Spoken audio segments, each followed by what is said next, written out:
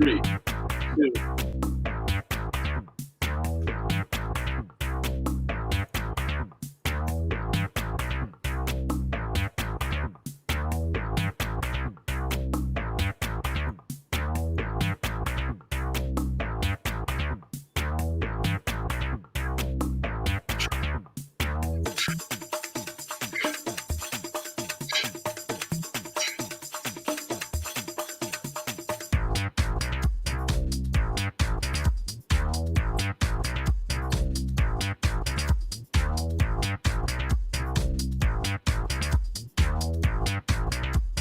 All the way around. All the way around. Get your morning stretch in instead of any filming. Right. My underchin, my frog-like underchin started it. Oh yeah. How you doing, Adam? I'm good. I enjoy the intros where I stare into the camera and don't blink the entire. Very reminiscent of the 300 Followers song. Yeah. Um, I like we've that been song. having issues all morning. We've been chatting a little bit before the show.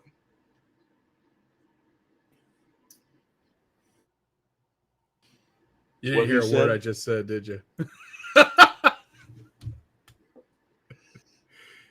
I did. I heard some of the words. Okay. Well, as long as you heard some of the words, that's. I guess. Are you watching it? No. Hold on. No. Let me pull it up. One viewer. Say hi in the chat. Do welcome the weekend at CHEWIE'S. We've been watching Star Wars Rebels. Yeah. We've been watching up to episode 15. Yeah.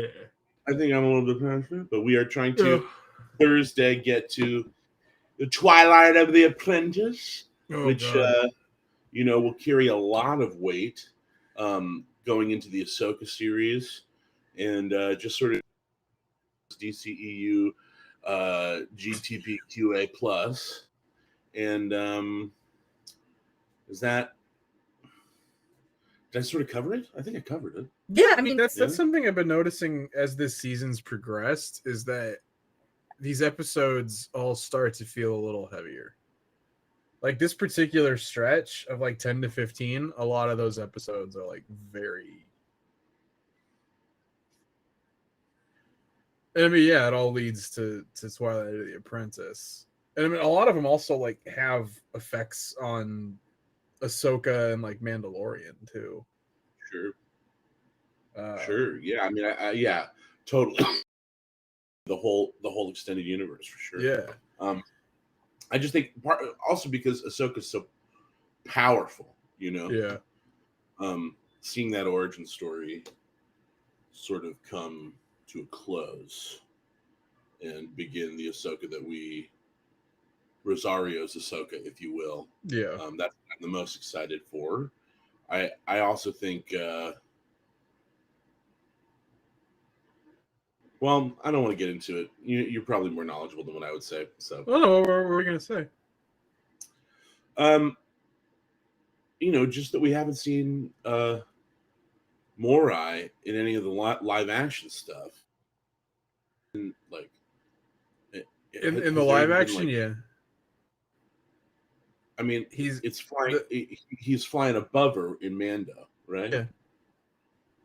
But that's it. We don't have like an angle on him. We don't have him engaging with. No, I mean that's for the most part. That was a lot of Morai's appearances too, like through Clone Wars and the couple times he pops up in Rebels and shit. Like, there's one episode of Rebels where it's like you get like a very clear angle on Morai, but it's like for the most part it's just like the and him flying overhead. And I hear for that they it's actually a door in Ron Howard's house that they put a mic next to. I'm kidding. I would believe that. I know. Ron Howard just has this one squeaky ass door. Yeah, I was just trying to shock you with the elaborateness of a lie. You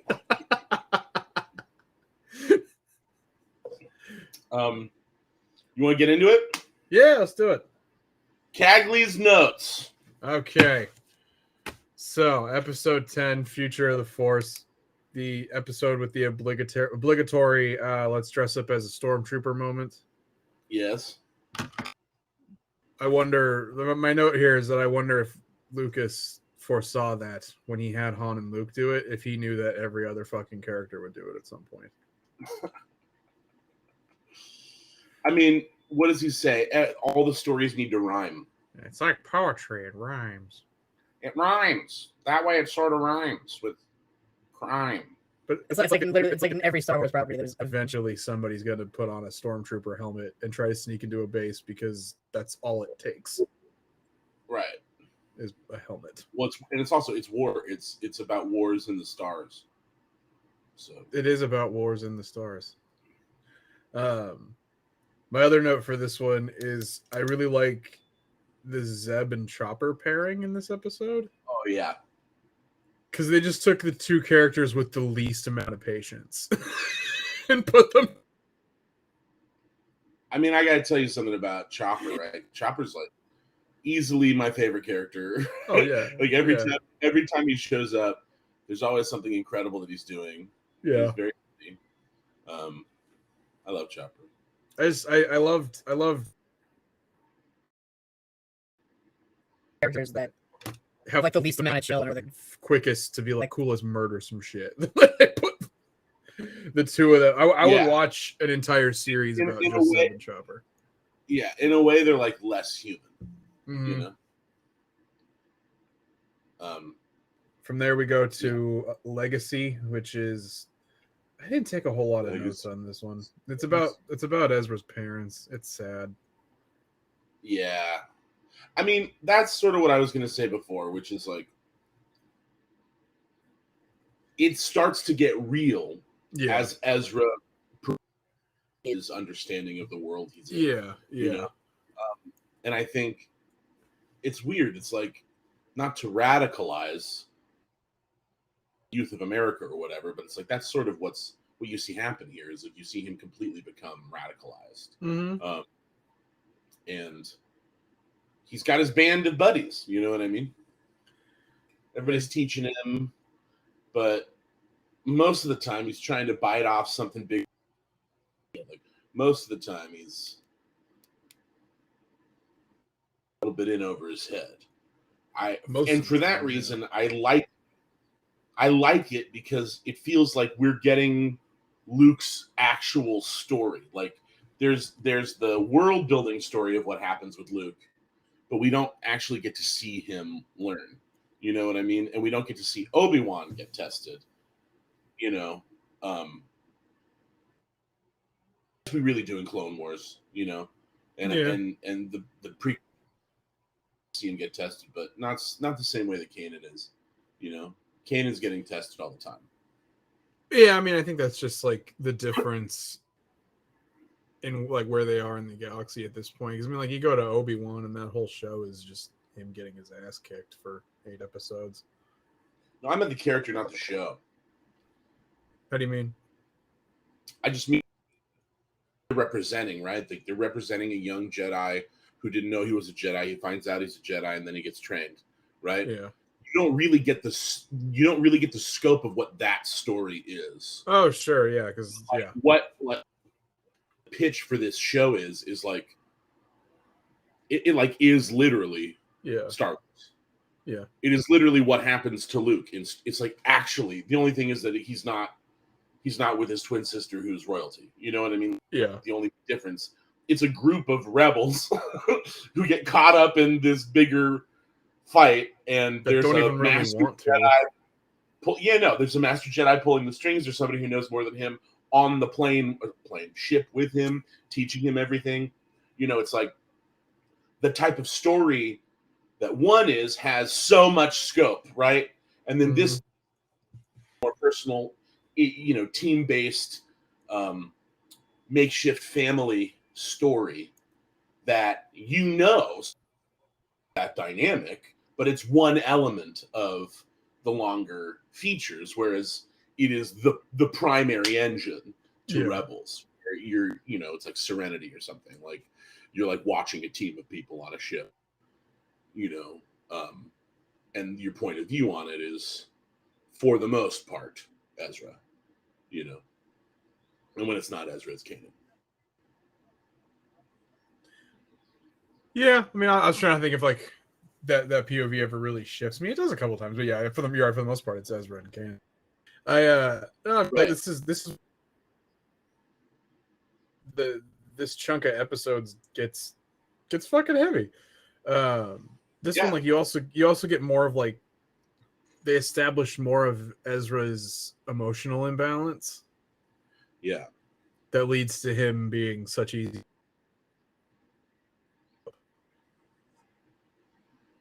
When Maul's like, "Here, have a holocron," and he's like, "Cool, thanks, bud." And he's like, "If you ever want to open it, you just got to get real mad." And he's like, "I can do." I'm paraphrasing, but not that much. Yeah, no. That you sounded exactly like Maul when you were talking about it. That's a good. Oh yeah, that's yeah. I'm the villainous Darth Maul. We'll reveal ourselves to the Jedi. We'll have revenge. Just a laid back Maul doing nothing. That's something fun that I've been meaning to point out that I haven't gotten a chance to yet. The Inquisitor's lightsabers. Filoni said that they were designed to be lightsaber. What? Filoni said that the Inquisitor's lightsabers were designed to essentially be cheat code versions of Maul's lightsaber. Oh. That, like, the Inquisitorius and Vader wanted the Inquisitors to have double-bladed lightsabers to be able to do the things Maul did with a double-bladed lightsaber, but didn't want to take the time to train them how to use a double-bladed lightsaber, so they got him one that does, like, all the spinny shit on its own. Oh, I see what you're saying. It's like a cheat code. Yeah. Yeah, I thought it was because they had a toy that did that. I thought it was based on the toy. I mean, I'm sure to some degree it was too. Yeah, I remember seeing it in Toys R Us when the prequels came out, and you could grab it, and then the box would spin around your. Filoni likes to base things off of toys. Yeah, that okay tracks. I'm here for it. You grab it, and you're like, yeah. You knock over everything else. Well, you can't really extend it because it was in this box. But the box spun, didn't it? The box spun, yeah, but you take it off to, knock over shit with the box.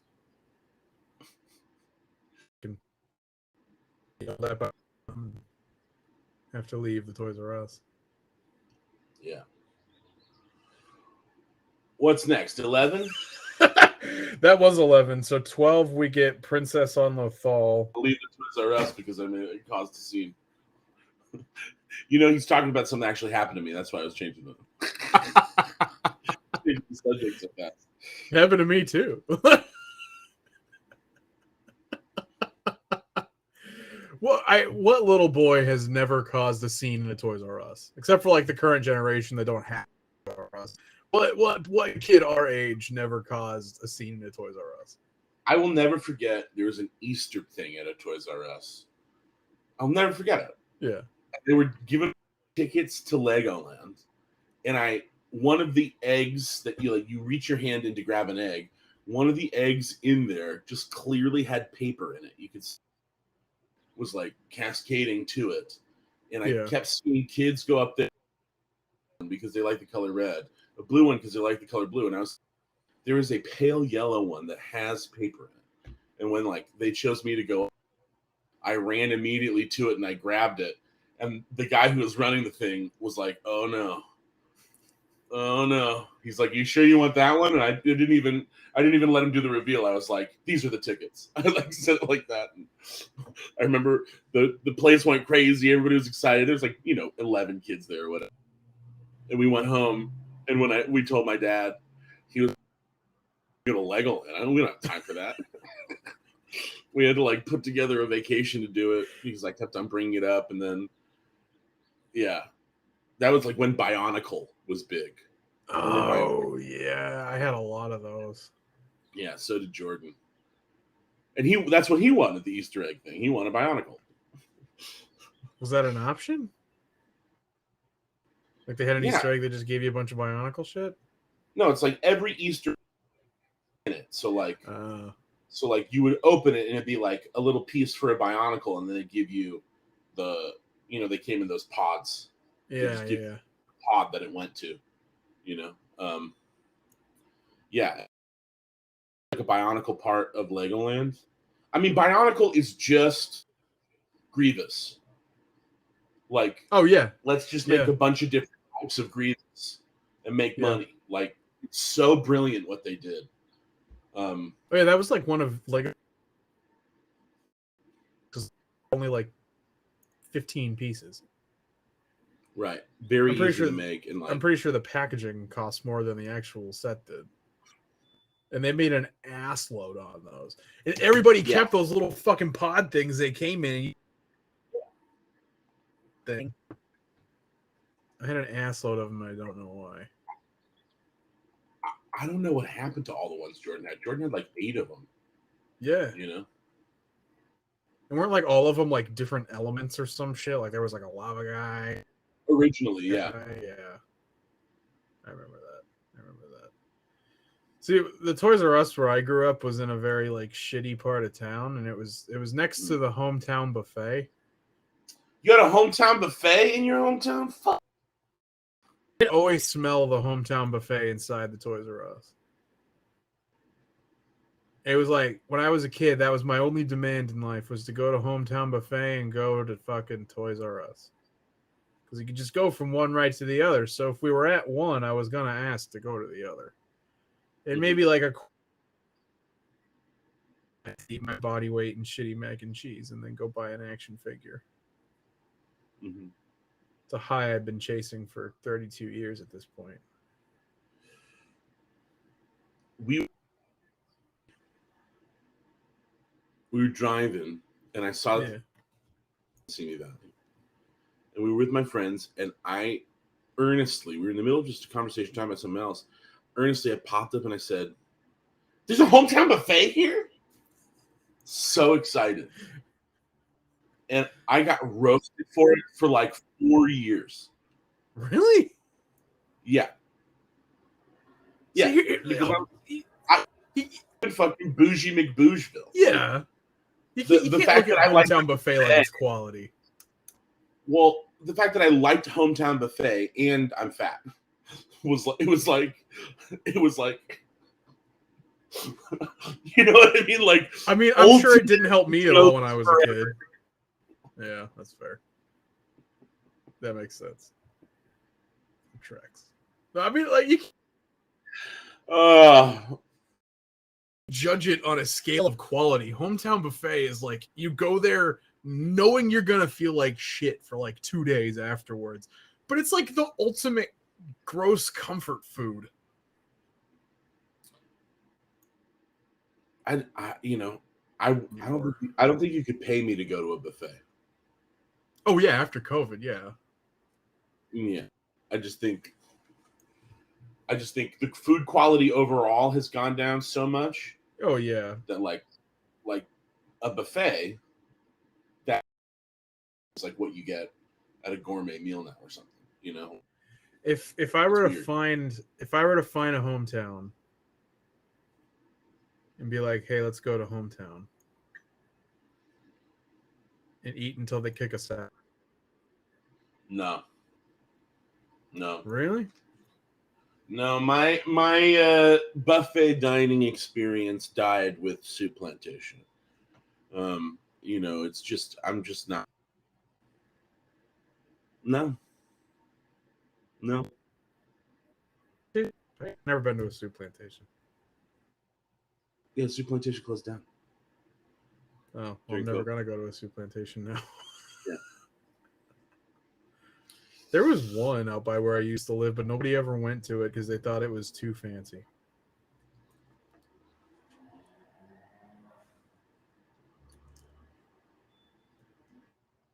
That's what we're working with here. Your friends think that hometown buffet isn't fancy enough. Mine went there for every special occasion. At the hometown buffet.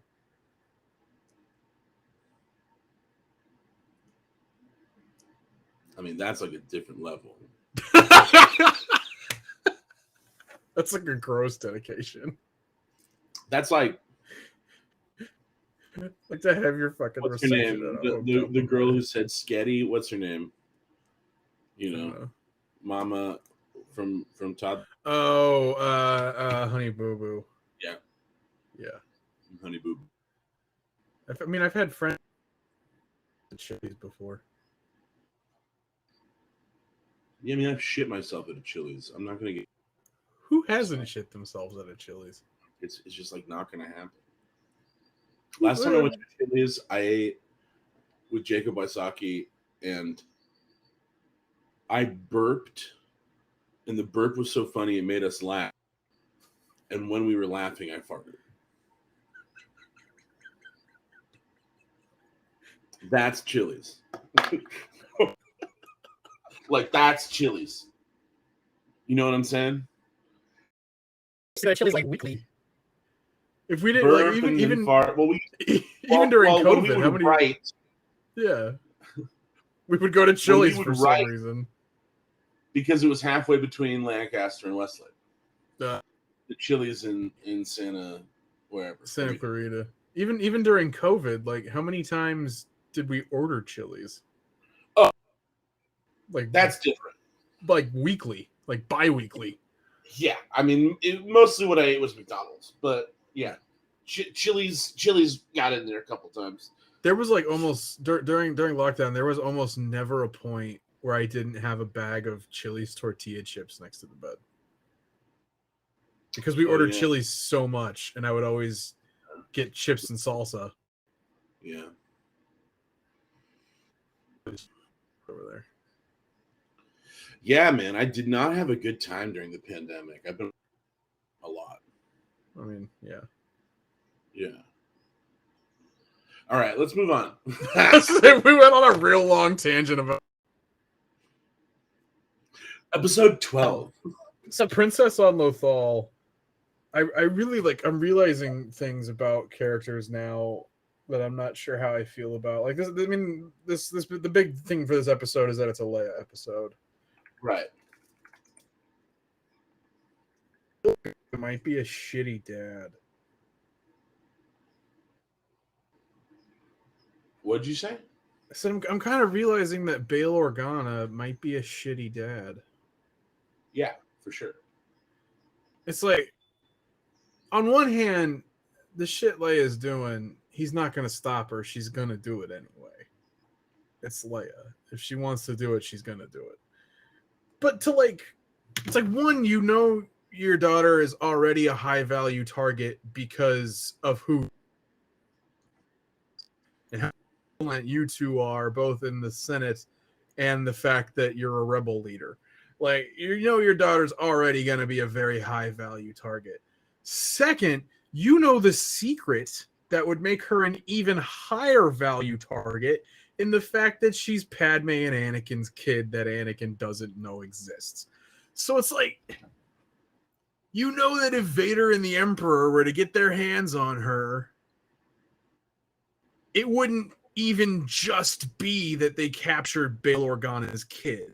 They leverage Bail Organa's kid. It's that they would then be able to pick up on, oh my God, I think we know this chick. Right. And oh my God, I think she can use the Force and shit, but she doesn't know it yet. So it's like, to let her to send her into shit captured by them regularly. I'm like, why is Bail Organa kind of looking like a dick now? It's not so much that he's an asshole as he's a fucking idiot. Yeah. I think that's sort of the... Yeah. You know, they paint with the broad brush. He's a good guy, but he's a rich guy. He's sort of like a prince himself. So because of that, they don't really make him smart. Well, I mean, it's the royal family of Alderaan wasn't him. That's why. Okay, yeah, that makes sense. Well, I mean, the other thing is like you try telling Leia what to do. Well, yeah, I mean, that's exactly it. Like if Leia wants to do it, Leia's gonna do it. But it's like, I think that at the crux, when they show her to us at 10, when they show her to us here, it's like it's clear, like the you're not creepy, gonna, uncanny valley face, Leia. This is Rogue One Leia. Yeah, I know. Yeah. So what did you get? What's the transmission? Host. Horse. Hose.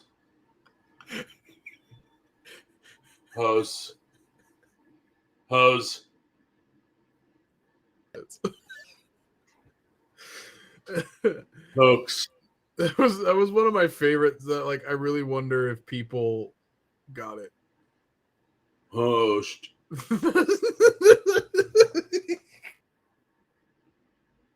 Schmied. It's like when you bring an action figure to life and it doesn't quite know how to work. What's your name? I'm Layla. No, you're Leia. Leia. I'm Layla. No, you're Leia. Say Leia. Lay. Leia. Layla. It's like the first night everything came to life in Night at the Museum. I'm Leela.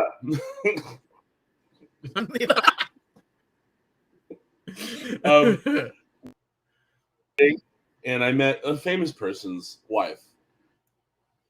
Hello, I'm Lulilu. And I was like, hello, Lulilu. And then who's famous was like, it is Lulilu. What? He was so mad at me for getting her name wrong immediately. And her name was like Lulilu. I forget what.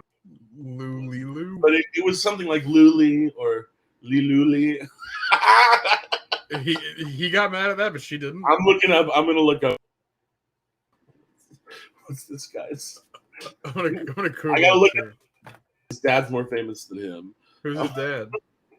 I can't tell you. Oh, come on. I don't want to say it online, even though one person's watching. Is it It's John? It's John Ritter's kid. Really? Yeah, I'm not going to tell you which one, but yeah, it's one. It's Wait, one. so of his... John Ritter got mad at you for pronouncing his wife's No, name John wrong? Ritter's been dead since I was a child. No, it's his son. Oh. He's got sons that are famous. Okay, so it's rather Jason, Tyler, or Noah. Right. I can't. I'm not going to tell you which one. I'm gonna figure it out. Yeah.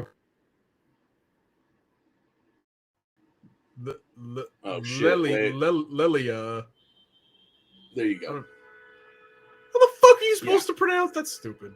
It's Lilia. Oh, Lilia. Fuck. Lila. Well, and that's the thing. He's hilarious and nice. Yeah. But in that moment, he was like, her name is Lily. Why is he offended by that? It's but not it's his like name. clearly, no, but it's clearly, it's of course it's clearly a fucking thing. Of course, not be a thing. You know what I mean? But when somebody calls me Airy, I'm not going to be like, oh, like I spent my entire career having my last name misread. Occasionally. Yeah. I still get it mispronounced. And it's like I don't correct people. I'm like, fine. If you can't read it, that's your own doing. Lilia. It's 2 syllables. I'm sorry, I was mumbling at a wedding and I couldn't get your name right. Guess I'm a bad person. I love how easily I found that on. I love how easily I found that on Google. Well, and for me, it's like the reason I'm talking about it is because like I just gotta let myself for that shit. Because like, of course, I still remember it, but like, there's no, no. They're not like laying in bed at night like that motherfucker at that wedding. Oh my God, he probably was. I promise you, he does not even remember who I am. I promise you. I saw Denis Villeneuve audition for something for him and spent time with him. And I like said hi to him, and he looked at me like I was a fan on the street. Yeah. And it's like, and it's not, I don't take it personally. When I was a kid, I used to take it personally. Like, there'd be writers who I'd audition for, and then I'd see out, and I'd be like, don't you remember I did this thing? And I'd be so mad they didn't remember me. But now it's more like, I get it. I get it. You know? Yeah. You don't need to remember my name. You don't need to even be able to repeat present in a moment when you meet me because you're probably focused on something else. And like me coming in to take the time in front of you, it has nothing to do with what I feel I'm owed. You know, why are we always talking about shit like this? But I mean, that's when we were kids, though. Is like if people didn't remember, you would take it personally on like the level of like, oh well, I guess that interaction I had with them before didn't leave an impression. I guess I wasn't this. I guess I wasn't that. I guess they're not going to call me now. Like, yeah. Fred Savage like 2 or 3 times when I was a kid, and then I went into a producer session that he was in, and I was like, "Oh my God, Fred Savage, so good to see you!" And he's like, "Where do I know you from?" Mm-hmm. And it like derailed my. I sucked that much that the 2 times I worked with him prior to this, he doesn't fucking remember. And like it threw me off for my entire read, and then like in hindsight, I realize now it's like, oh no, I was one kid in a cast of like 30 fucking children. I did like 2 scenes an episode. There's a different kind of leadership, right? Yeah. There's one kind of leader will let everybody feel what they need to feel in order to potentially get the best work out of them. Yeah. And you end up sort of kissing a lot of ass by doing that. And then there's like, I am here, I am in the room, I am before you, I am waiting for you, come in, do your thing, and then go. I'll see you later. And like I used to not like that kind of leadership. Now I really prefer it because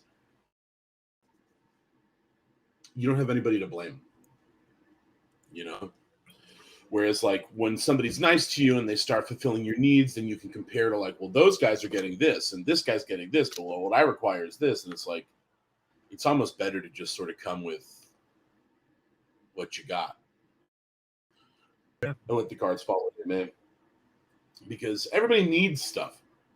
You know, actors always need stuff. They need the script. They need the project. Yeah. They need everything just to show up. And so it's like when they give you what they give you, if it's not perfect, the actor can be like, well, I didn't get the things that I need. I mean, but the director really doesn't have much to say. And so if the director's like, I'm not going to be able to give you everything you need, can you show up with the things that you need to make the thing happen? Then that guarantees that the first time the actor does it, everybody's eyes, it's going to be like, oh, well, I got to drill this and know it. And inevitably that comes up with a better product. Now, whether or not that's like, morally good, I whatever. But as an actor, I tended to like hate that way of working until more recently where I just straight prefer it. I just got cut out. Yeah. And it was like that, show up, hit your mark, do your thing, go home.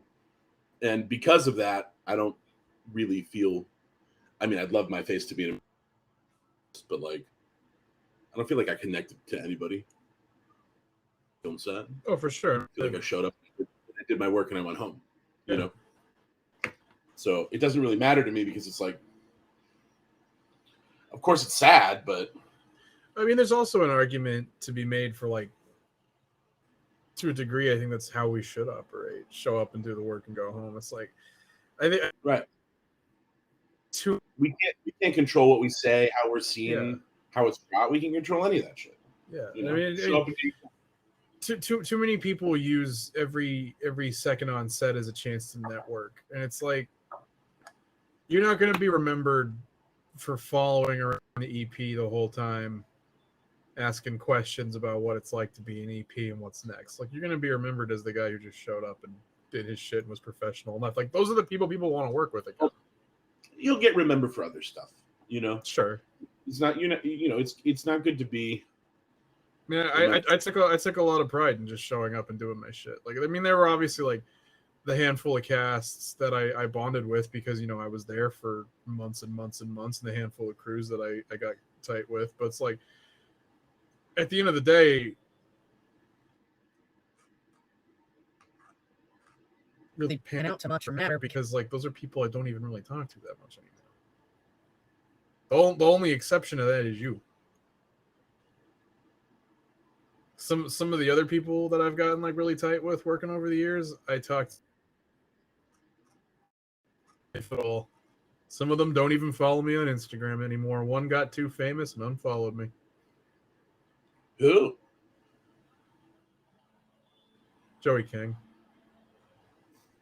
Yeah, Joey got too famous. Don't he's follow like me. literally Anymore.